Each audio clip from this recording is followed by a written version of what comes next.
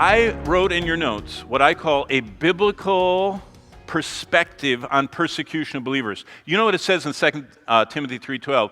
Yea, all that are godly in Christ Jesus will suffer persecution. So it's part of the plan that we're going to suffer. So persecution is inevitable. That's what Jesus said in the Sermon on the Mount in Matthew 5. Second, we're called to participate in the sufferings of Christ. That's what it says in Acts 5:41. And God promises wonderful treasures to those that face persecution. My wife and I, after we get done teaching in New York, and then we teach in Greece, and then we do Turkey, and then the next one we do is a church history class, and we're actually tracing the life of the great reformers and people in the United Kingdom.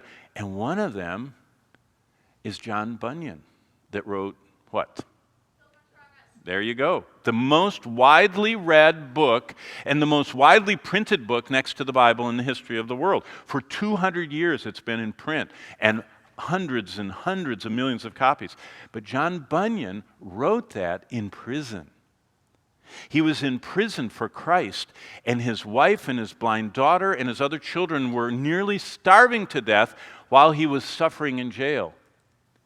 And you know what he writes about? What Isaiah 57 says, there are wonderful treasures to those who face persecution.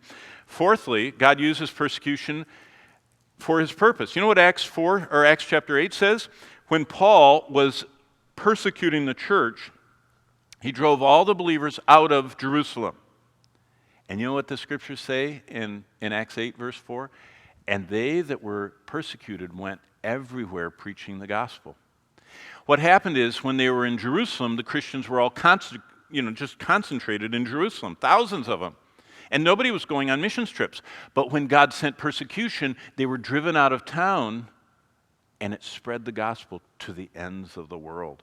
And that was really when the gospel just started going global, is after the persecution started. So there's great purpose. And fifthly, God says the proper response in the face of persecution is that we cause people to glorify God when they see our good works.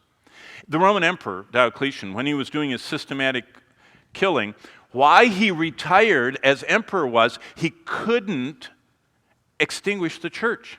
He would send legionnaires out to go and basically what they did back then in the Roman province of Asia, they would line the people up on the edge of the cliffs, and they would say, either renounce Christ or we're going to push you over the edge to your death. You're going to fall down and hit the rocks and crash and die.